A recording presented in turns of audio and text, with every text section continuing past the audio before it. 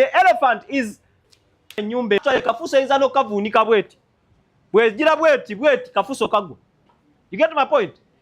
Na ye lion bwegitunulira bweti laba kivuye bwetunula lion ngetandika kuba protective era bwana ngebuza machi instead of standing and saying kati gogenda kuitawa jangu eno kulinnyokola otya obufans. We have to first make ourselves bigger than the problems around us.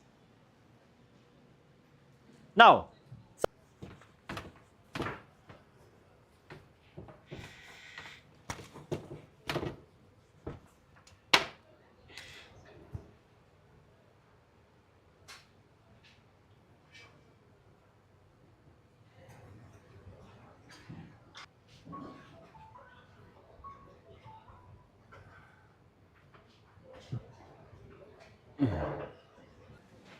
I don't know what your dream is, but this is my dream for 2030. I think my work will be, yes sir, coming to raise,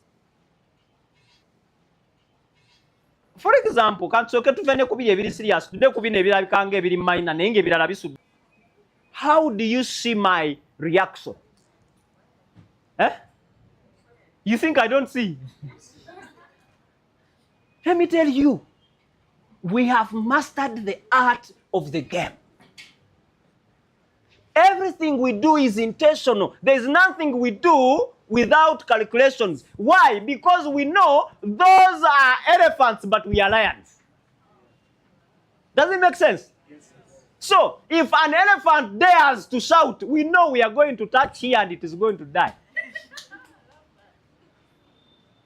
It is pure calculated moves. Let me give you an example.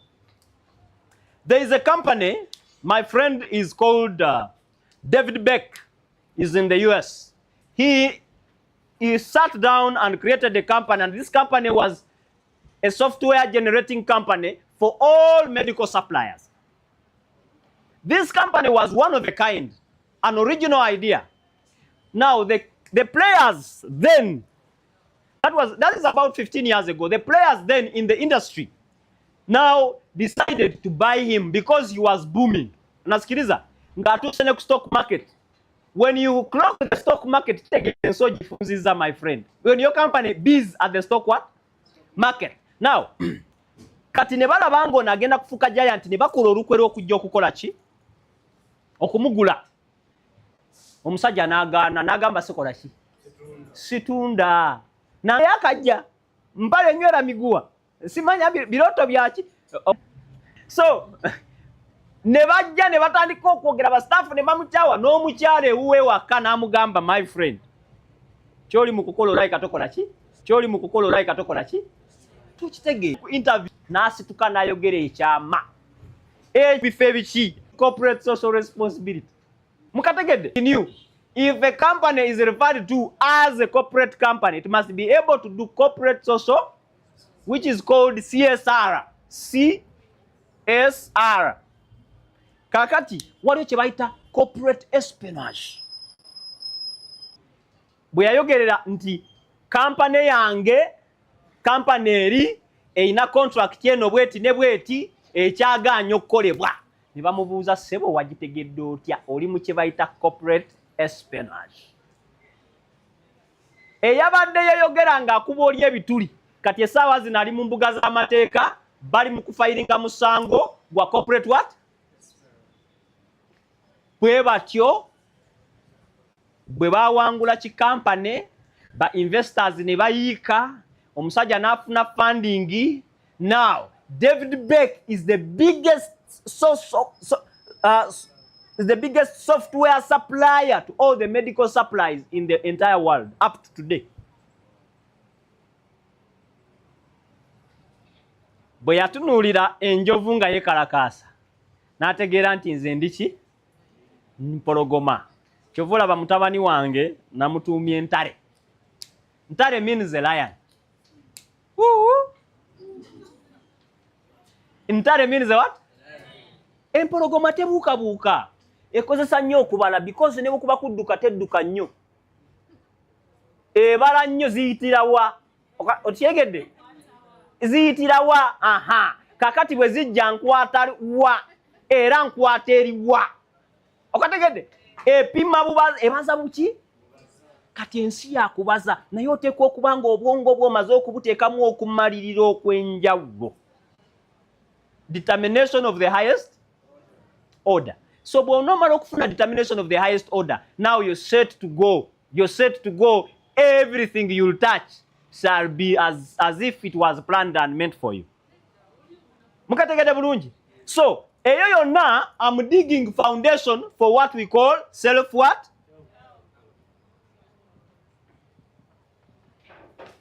Now, we are going to now subtopics. We are going to do 10 of them. Topic number 1. Nga sinaba kutandika topic number 1, subheading number 1. Waliwo ekibuuzo mu ebyo by'enjogedde oba mubitegedde bulungi?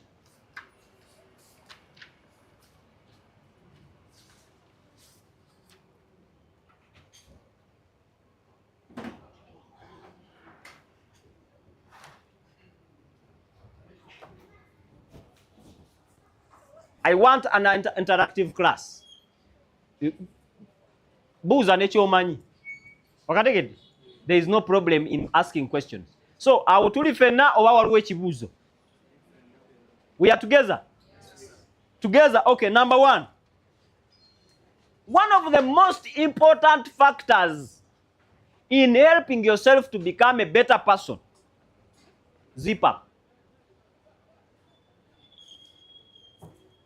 Number 1, zip.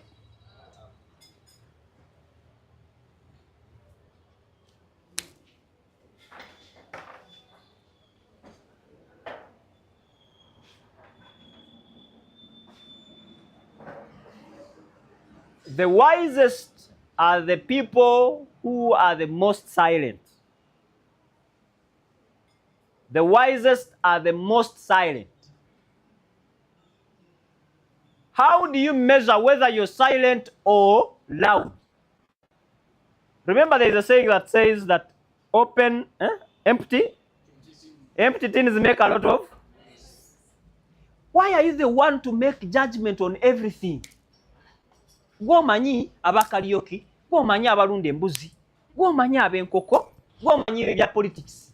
Gwomanyi. What are you? Are you a radio station?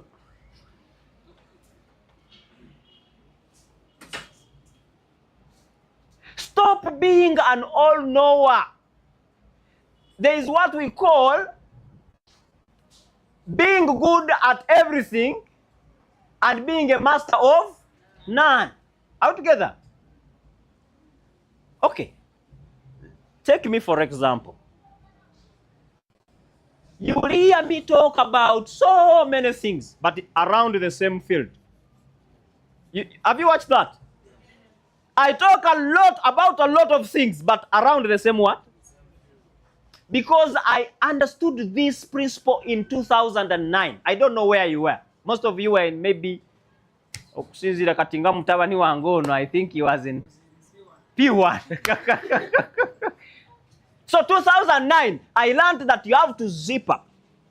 If you don't zip up, you're going to become a nuisance. For example, while you're trying to be nice about so many things, you're losing a chance to become great about one thing. Can I repeat that? While you're trying to be nice about so many things altogether, you're losing a chance to become great at one thing. Tulifembi? So how do you know you're loud or you're just enough? Can you hear me? How do you know that? Do you know what we call a balanced cash flow?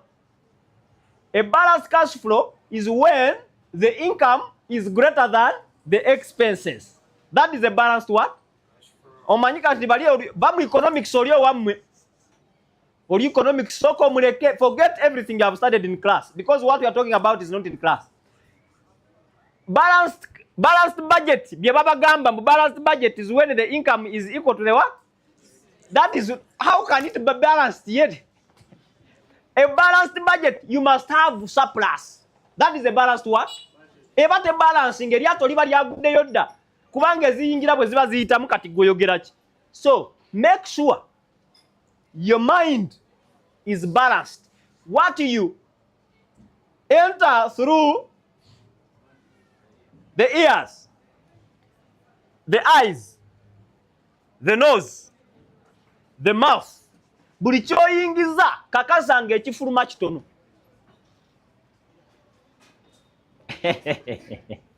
Simanyi bakategerekese. Hello. Munaye twabadde tugambye mukaaga. Time check muki? Mukaaga. Kati wotuukidde nga twakasome dakika 3. Nkugambye what enters, whatever means you're using to enter into your what? Kakasanga, you don't release more than 30%.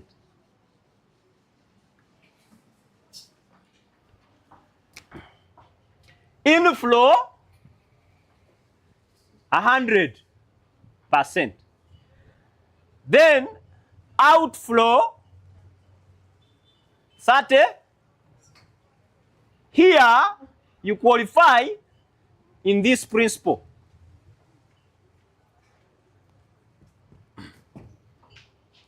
Avoid the noise. Ebintu byensoma buli lunaku, ebintu byenjiga buli lunaku, singa nali wakubyogera, singa ndowooza gwe mulimu gwenkola gwokka. Everything that I learn every day. For example, I can wake up at 4 and sit in one place and read from 4 without answering any message, without calling anyone, without reading any text.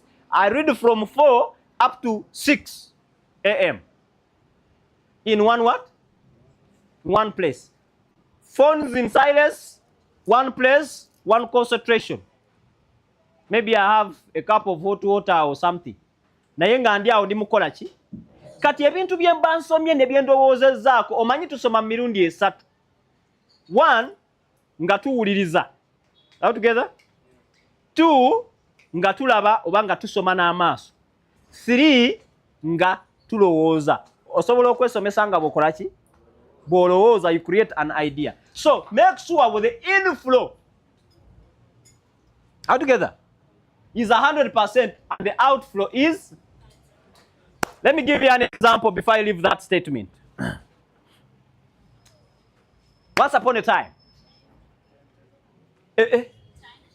Olwatuuka. Abooluganda ng'otulabira akagera akalungi okuzaama. Mwaliyo? Ate bw'ogamba kabi baba bakyakanyumiza. Laba ono. Kakati ga waliwo janitor. I asked a long time ago, naye group yeyongedde, do we have anyone who doesn't understand Luganda completely? Naye wagambye wali mu P1 wakyogedde mu Luganda. But you understand Luganda? Not really. So, any other person? Okay. Waliwo atategera Luzungu. Ng'oluzungu tofaayo, oluzungu lulimi. Nimba abantu babiraawo ne buyogeza. Eddie Kenzo siyo omu ku bantu abasinga obugagga. Totegera Luzungu?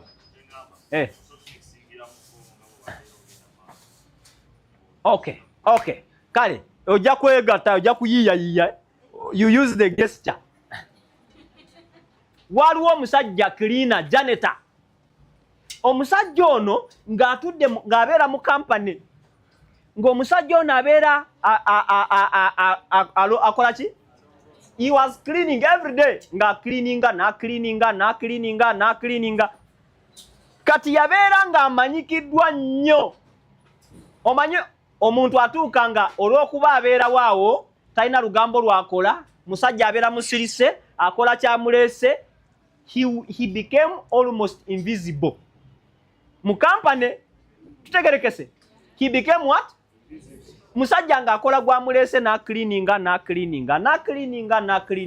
kati ng'abantu tebatya kwogera byama nga Janet akola ki nga yabeera alooba buli kiki jjukira yasimula ofisi nga banyuse kati bye balese ku mmeeza ng'abikola atya ng'abisoma ye ng'abeera tanyega muntu yenna ky'omubuuza kyakola ki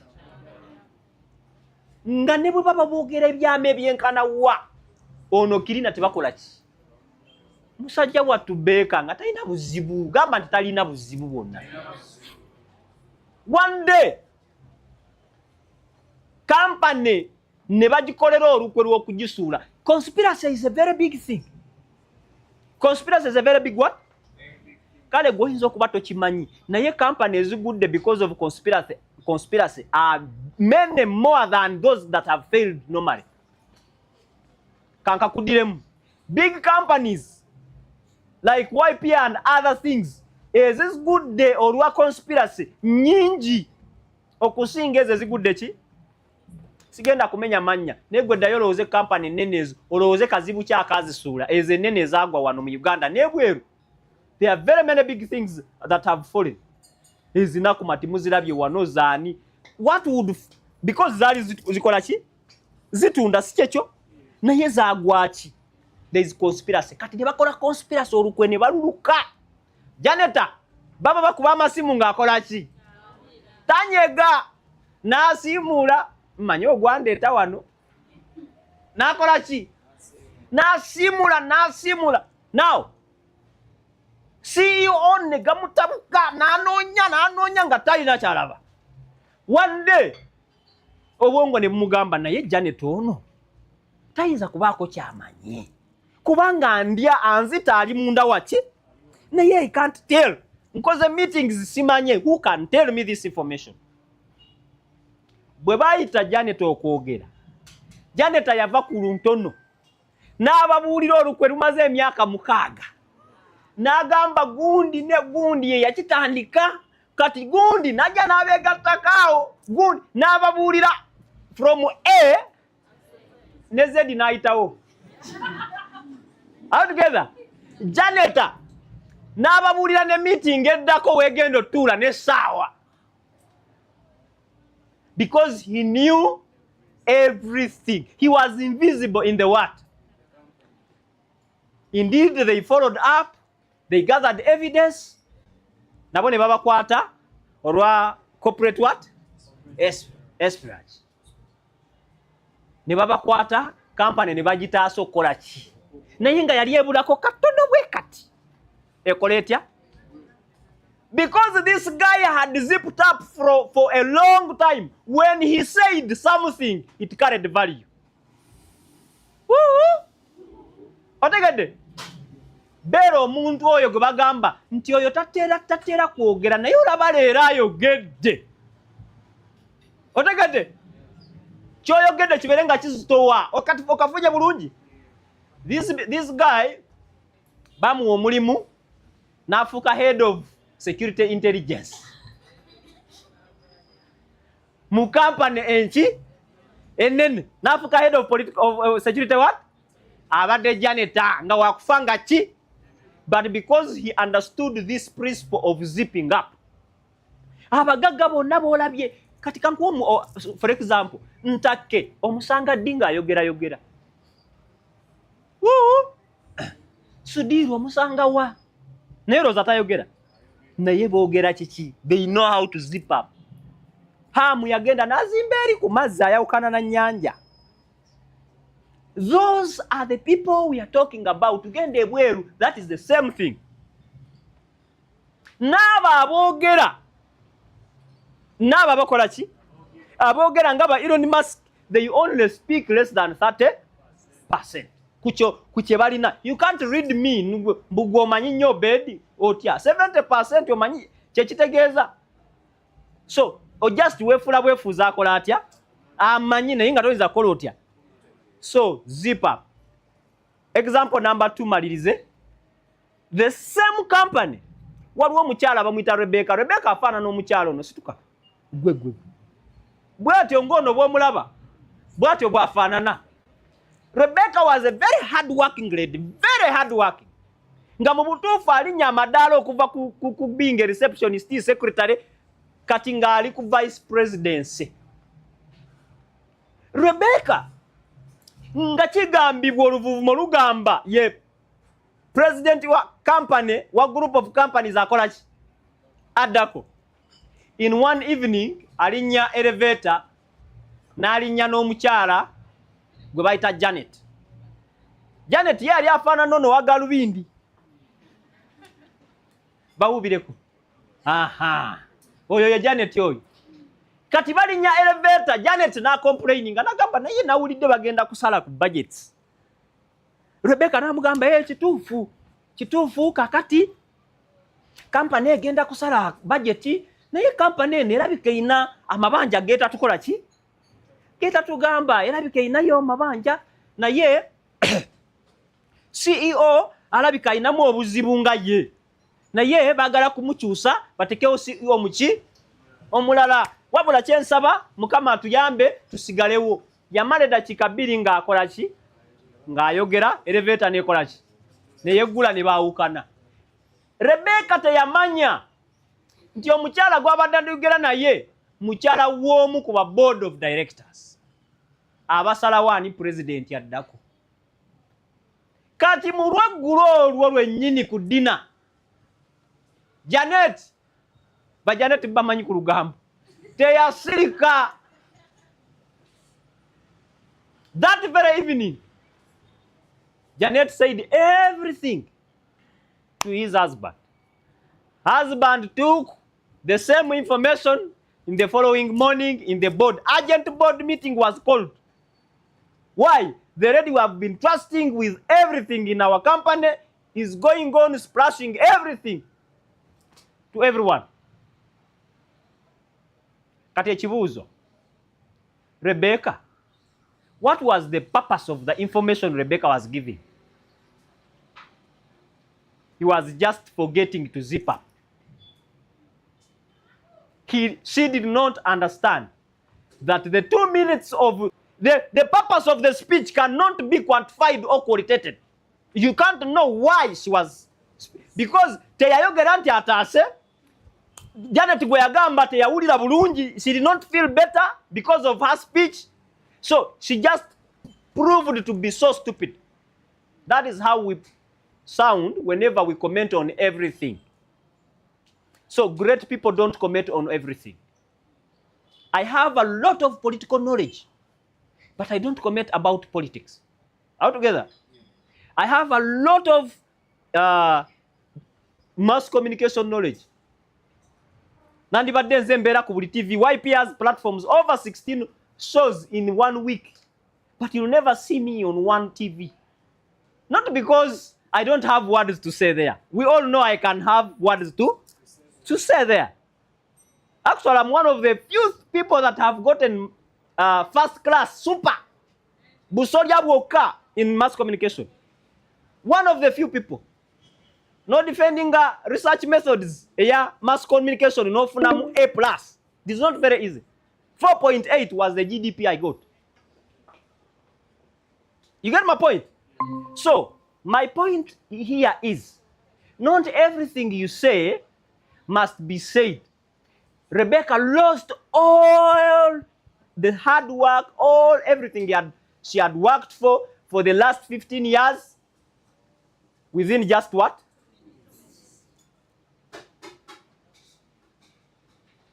Olugambo lukufuula fala. Terukutwala mu maki. Point number 2.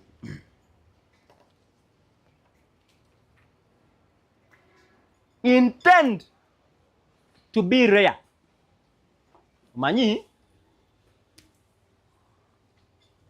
waliwo rare ey'okulunda. So mwinza okulowooza omusajja atuga simanya yeno. Eno si ey'okulunda. Eno ye rare eri ey'okubula. Okitegedde? Be scarce as much as you can.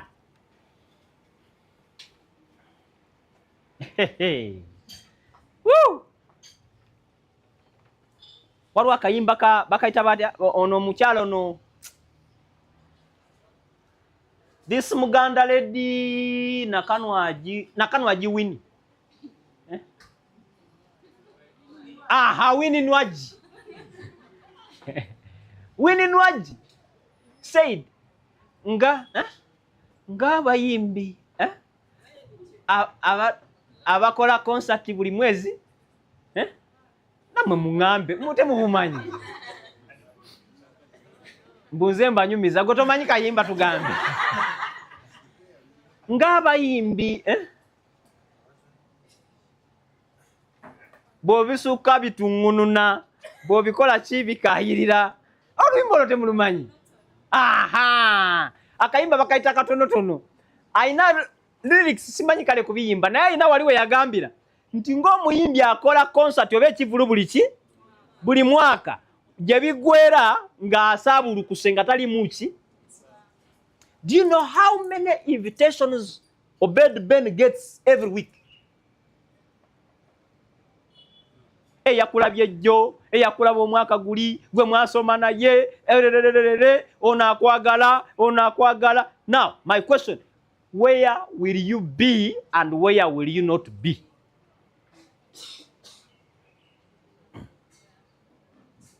Muina wano no mulaba wano. Tomulaba nti ali hambo. Ayinza okubanga kati bwava wano. Ayina patenga mukaaga zagenda. But what is the purpose of those parties? You have done them 6 years ago. What have you gotten?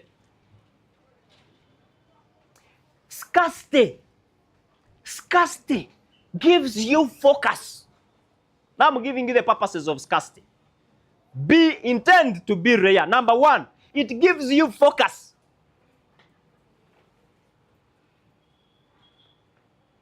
When you're scarce, you intend to only achieve, to only focus, to only think, to only talk, to only be what you want to be, not what others want you to be.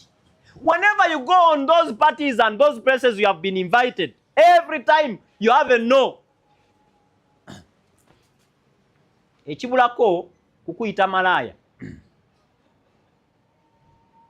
You're going to become a what? Prostitute. People think that prostitute is selling private parts. But you have sold your mind. You are a prostitute. Everything that comes, you are there. Chameleon ayimba n'ogenda. Kyokka enkera Bobi Wine bw'ayimba naye era n'okola ki? Kati bw'oyagalani. Owagira Arsenal. Nene mani rwezanya n'ogenda okola otya? Abasunga.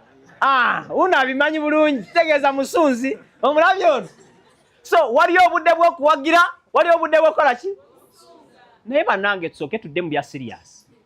Where do you get 90 minutes? 90. No, let's come on board. We are talking about 9 plus a what?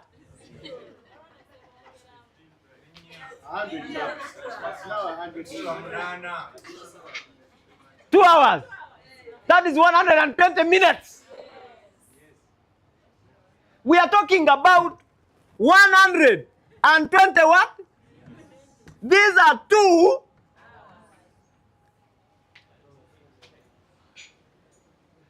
hours represent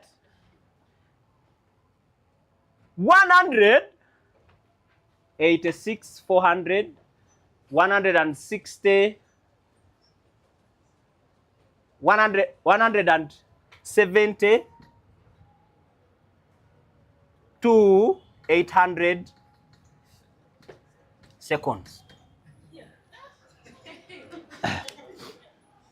This is how foolish you're looking. You have spent katugambe nti buli katikiti wali ofuna nusu 10. Zino ziba 10 mmeka. Tujjewo wano second. Bana ya balabi w'omupiira mu nsonyi esaabeetegekedde.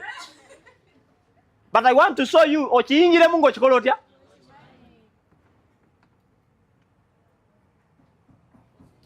Singa buli second obadde ofuna nusu 10. wandibadde olina miliyoni 172 mu emitwalo 8 mu butikiti obwo bw'olabiddemu omupiira.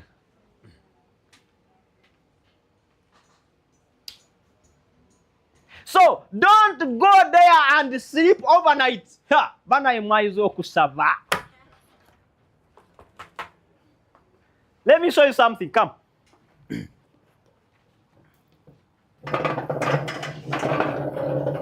You obviously not married, see you? Yes. I know married people when I see one. You obviously not married. Come. I can see. Kati no ndimo kukolera pass wano ino ku neighbors.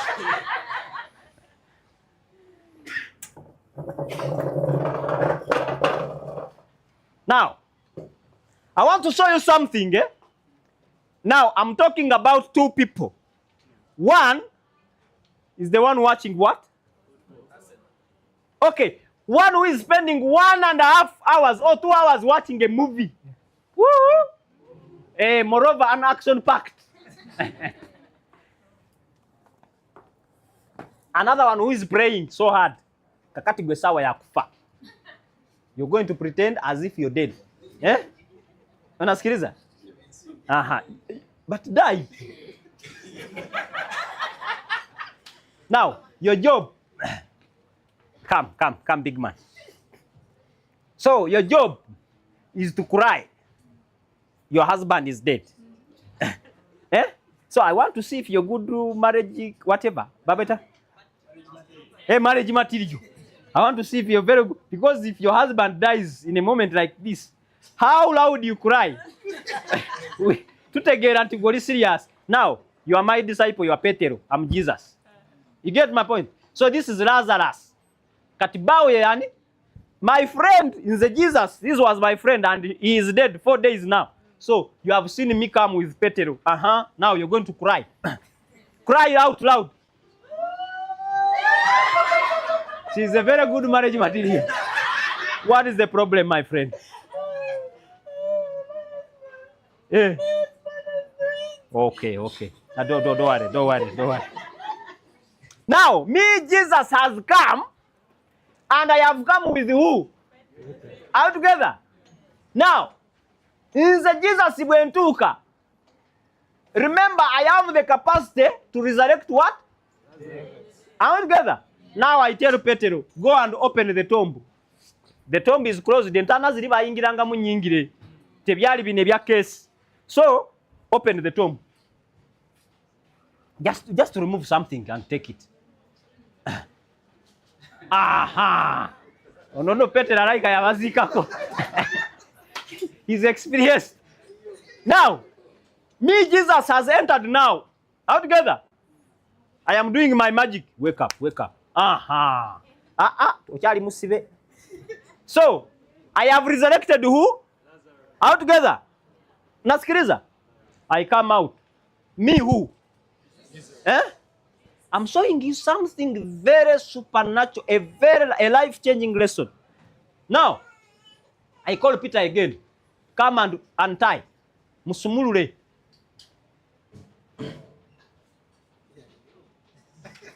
Aha, kativayo na hii.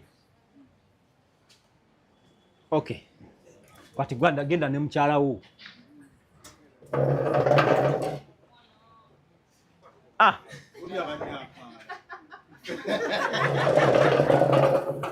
Bana ebikoma wano mujja kumala kwetegeera. Now my question here is, Jesus had the power to resurrect the dead, but had no power to remove the stone? Eh?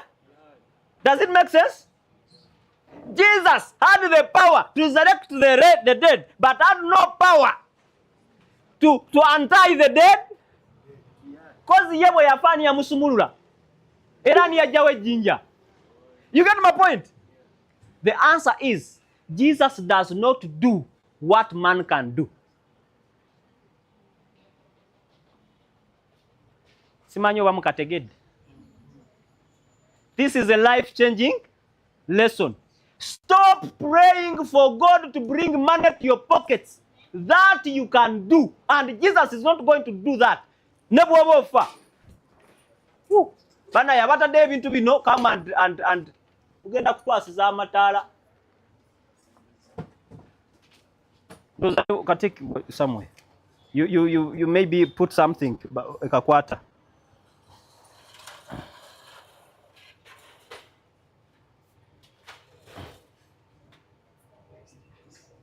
Nayo katadde mu kkubo. Okay. Feka tukomewo. I am saying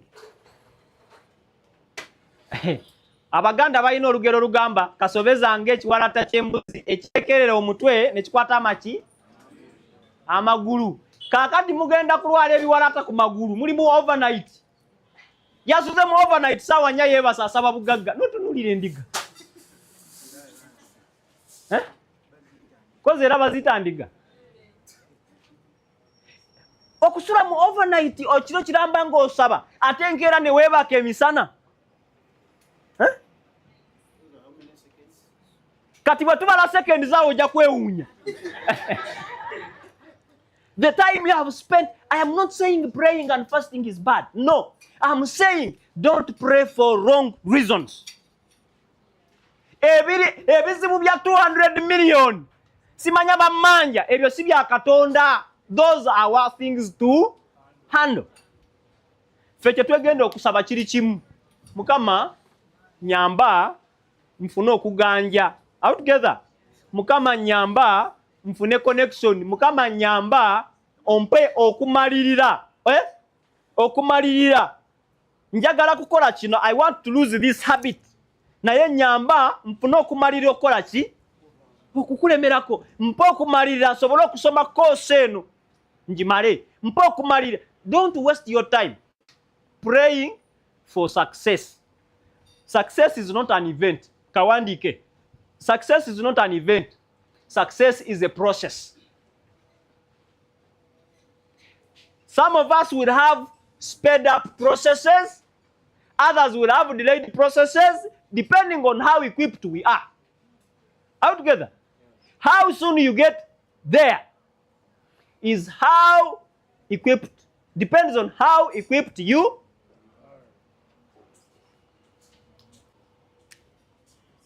Why do we want to be rare? I said number one, we help you focus. Are we together?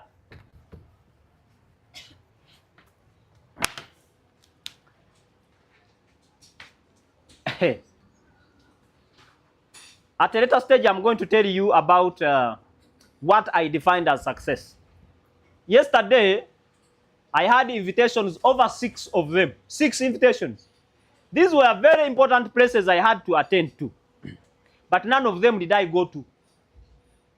Woo! Woo! Sina we nakoze ntya? Wabula, nayisese kamate, nempita Sebunya, nempita nakamate, nembagamba you go and represent me. Yes, bayinza obutakola kyennyini kye nandikoze ntya. Kye wandikoze. Naye kye nasigadde nkola ate kyabadde important n'okusinga biri byonna combined. Are we together? So I said number one is focus. Number two is study.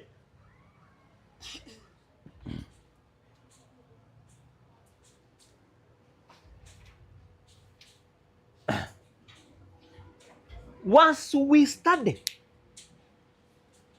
when you're rare, bobanga oli rare, ogenda kufuna obudde obusoma. You're going to have enough time to study. Omanyi? Where's Peter? Call for me, Peter. Let them bring all the books. Bring for me all the books in my office. The books that I read.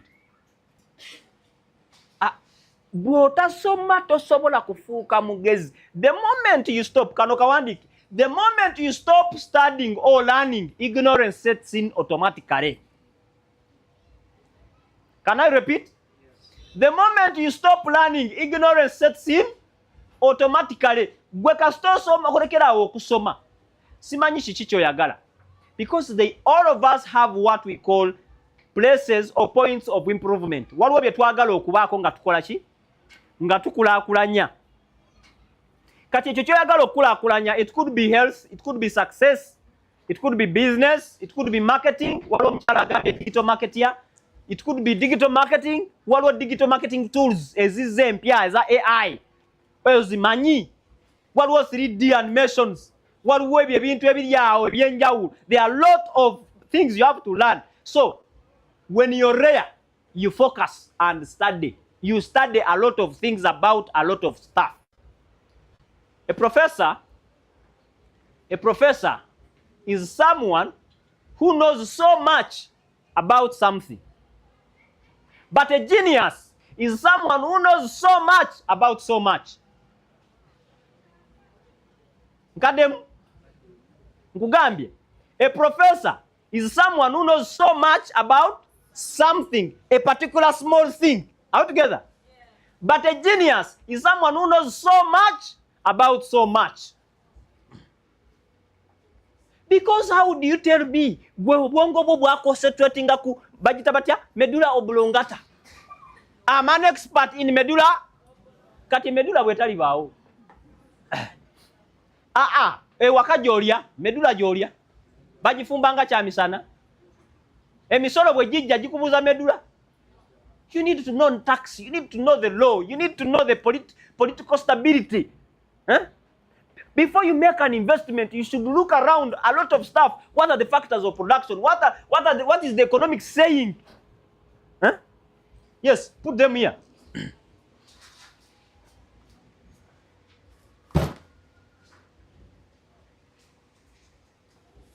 These are things that we need to study about. Naye kulembeza nnyo ebitabo ebisinga obungi. I know some of you have what we call study phobia. Bazadde bamwe babagamba nnyo musome kati you suffer when you finish you're going to sleep. And you're looking for that sleep, it is not coming. So, whenever you want to study, you think about that time when you are in what? In class or in school. Labayo. Gakyali mabaga. Mu Bible waliwo omusajja gwenjagala gwe bayita Yakobo.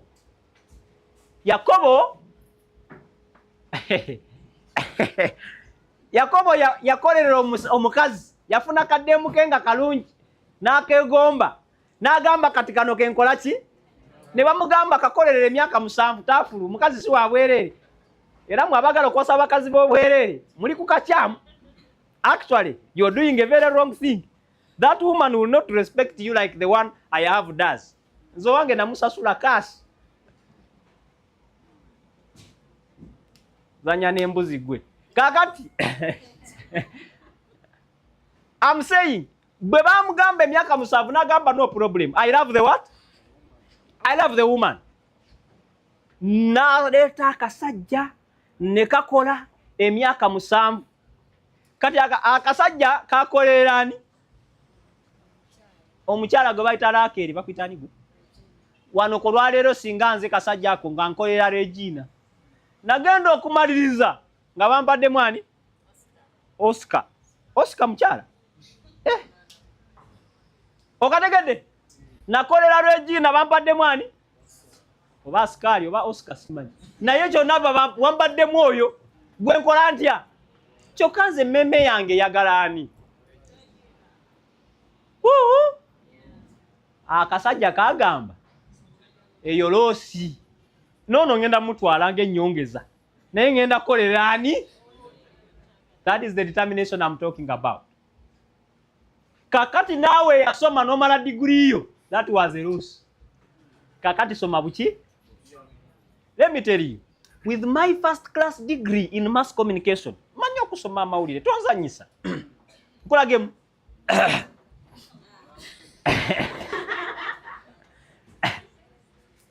A very good afternoon. Thank you for watching MDOS Live at 9. My name is Obed, born to take you through the bulletin today. The president of the Little Income Earners today at his office in Rubaga Road has invited 100 students to take him to Zanya. Nensoma amawulire naye nagenda okulaba ng'omupiira tegukola ki? tegugwa. I learned one thing the hard way.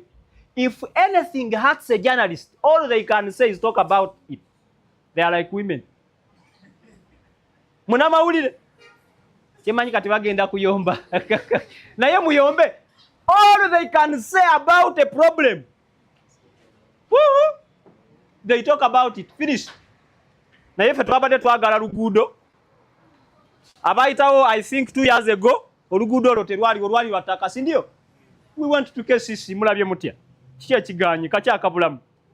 Okategedde? Oluguudo terukola ki?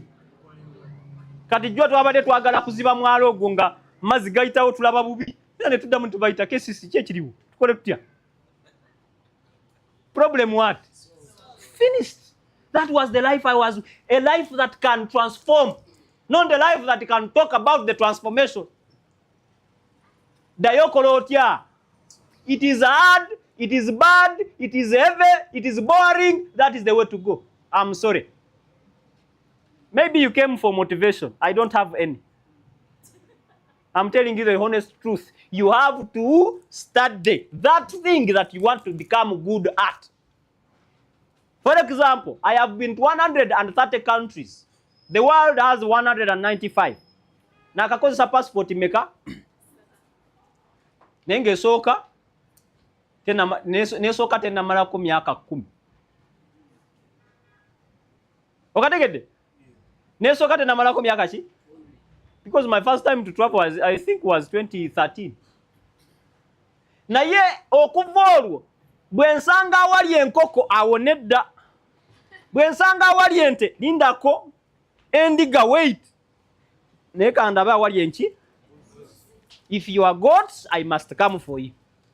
Why? I need to know everything about the goats. Because today, if you find me being the greatest goat farmer or the biggest goat rearer in East Africa, I don't think it has happened by bona fide. It has happened because I have intended to have that. You see, I went to China previously. I've gone to China several times. Now, every time I go there, I must reach a goat farm. Probably there is something new they have invented that I don't. Hey!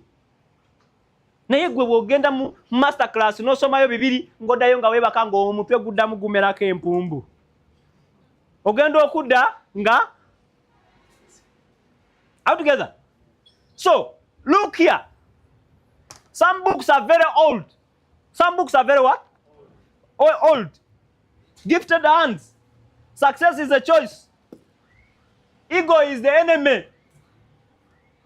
Nature katikiro chichino nchina. Work and prosper. Daily teachings. Menyechinde kechi. You see, I have all sorts of books that talk about success. And this is just my mini library. When you go at home, I have times 3 this volume. What is my principle like? I study 10 pages per day. Only 10. 10 pages per day. Just 10. Try it at home. When you go back home today, start with that book that you have bought. I know most of you have bought books that you have not read them. The other system that you can add on top, some of you, I saw some of you came driving. But even those of you that use, hey, get this nani, while on a border, put this, there is a YouTube nani. Get a clip about digital marketing. Get a clip about marketing, sales. There's videos that people have made about how to sell a pen for $1,000. Selling is an art. If you want to know that I have really studied so much about selling, try selling a goat in Uganda. Mbuzi. Kale myaka 10 mbuzi yaliki. Ngani ajogerako. Embuzi. Hello. Hey, you are just 1 hour late. Embuzi. Kati eri ku Sheraton, eri ku chi? This nani you have been seeing here. The season 2 of a Master's Agribusiness class. I took goats, live goats, on red carpet. They went and entered into Sheraton. They had lunch there. Towakana. They even left some leftovers at the pulpit. Kakati abamu tetunagenda kuki? Naye embuzi zo zakola ki? Ate zo zalyayo ne lunch. Waliwo abagendayo nga bakuyise jangu opikinge kano dduke. Zo ne ziryayo ki? Bakuba tebaziwa biyigo bye zaakola awo mirimu awo ku kituuti awo. Enkera ne beera obusa, beera busa bwaki? That is how far marketing can be. Nti okola ebintu ebitasoboka. Nazi kunonga embuzi tezirinnya nnyonyi, zirinnya zijja wano naye okufuluma tezikola ki? YP has done that. Embuzi enki? Ennyonyi ne zigenda. Ng'ovudde ku nnyama ensale naye n'embuzi ennamu tuzirinyisa ne zikola zitya? Naye ogenda kumatiza otya mu Uganda nti embuzi. Embuzi. Bwegenda kulinnya ennyonyi nga naye tagirinnyangako. Embuzi empozi ng'ayise wa Mama Fina. How possible? So, rare helps you study all this. For starters, if there is one book that all of us must read no matter the sector, it is called The Richest Man in Babylon. The Richest Man in? Gendo kasome. I don't know, it must be here. Here. Clason. He's called The Richest Man in? Naye akatabo kano gwe bw'okalaboloza nakagula ddi. See how it looks like.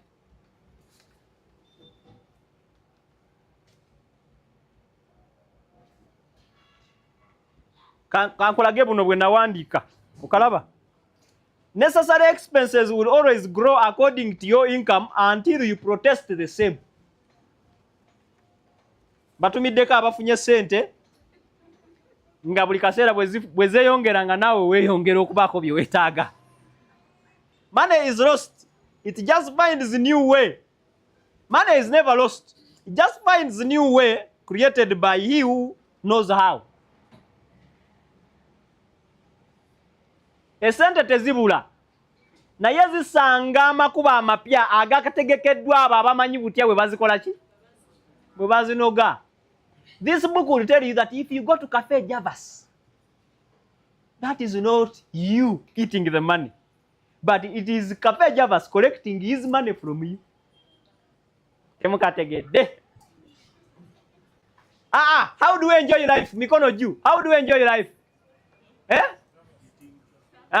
Mwanike na mwe. Yes. Traveling, How?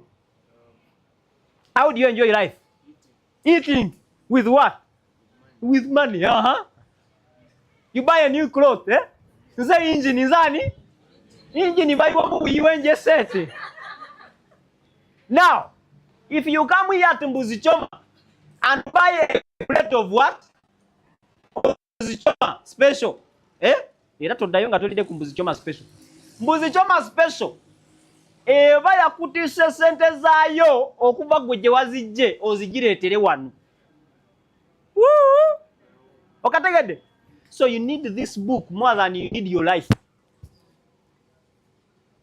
I actually tell you that if you don't read this book, success and yourself are very rare unless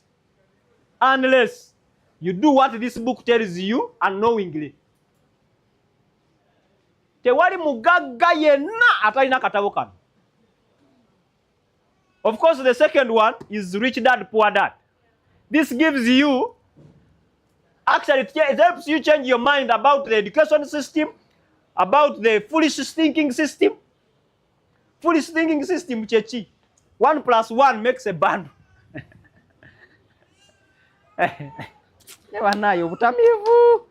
Give me your pen. You have a pen also? 1 + 1 makes up? 1 plus what? It is equals to what? So is this a bundle?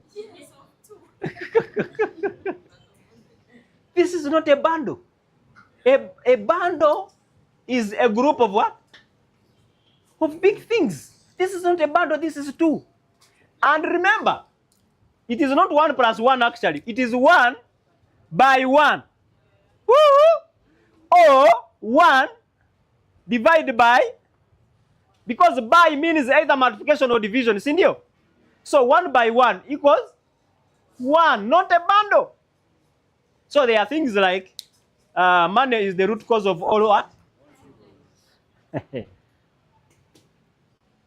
Then what is the cause of all problems if it is not the poverty? This is what I say. This is what I have learned from this place here. Poverty is a sin. Poverty is a what? Sin. Those of you are Christians, those of you are Muslims, and I don't know about the Nyenyansas. I don't know so much. But you'll also tell me, any Nyenyansas here to help us? But that Nyenyansas, I'm very sure also, knows that poverty was not created by God. Just like sin was not created by God. So the moment you become a poor person, you have qualified to be a sinful person. Let me see Christians. Okay. Let me see those that know tithe. Lastly, let me see those that know that tithe is very sacramental. Now, come here, my friend. Now, John, come. Now, this gentleman, what is your name? Andrew. Andrew is the treasurer of the church X. Woo-hoo! Tulifembi? Now, Andrew has gotten a problem. Him and his wife, Regina, they have 2 kids. One of the kids is in primary 4. While he was playing and jumping, he got his arm what? Broken. I mean the kid in P4. Tunasikiliza? And this wife is pregnant. Andrew is a very active man. The wife is what? Pregnant. Now, Andrew gets a call and he's told that the boy has a broken what? Arm. And is bleeding too much. And immediately, the woman also, instead of the normal delivery, wants what? And the doctors are like, we don't touch him until, you know how it works. Now, Andrew calls who? Derek. Andrew calls Derek. Derek is his friend. Derek is not picking. Are we together? What is left for Andrew to do? Strangle himself. But I remember the tithe, you have already kept it. Now you are empty. Your pockets are what? Are empty. The next thing you're about to do is strangle your what? Now, as soon as he was planning to buy a rope, Obed calls. Umanyi nakave kenyeyo, nafunyeyo emitwalo ng'ene egya $, nsaba kuwaako kimu kyaki. Ezo ze 10 nga meka? Nga 4. Njagala nzikuwe, ozintwalire kuba ate ngenda South Africa, nyinza ogenda nazo ne zifuna ebiki. Akati kanzikulekere. Nziwa amuki. Twetala omwesigwa Katonda gwe yayiwako maki. Amafuta. Ne zituuka. Ono ali mu dilema abadde agula muki. Kati ekibuuzo. Ekyo kikyali kitukuvu kya Mukama oba direct loan okuva ewa Katonda. Tubulire Andrew. Eyo direct loan. Naye nga mu Bible twalabako abasajja abakozesa ebikompe bya Mukama. One of the things that you have, I don't know, but if you want, you will see. In my office, I have an altar. My office yange. You know, buli muntu ayina enzikiriza, buli mugaga gw'olabe yayina oba buli mwava ayina enziki? Enzikiriza ye. Nze mai okukkiriza kwange kundaga nti Katonda yanfudde kyenkola ki?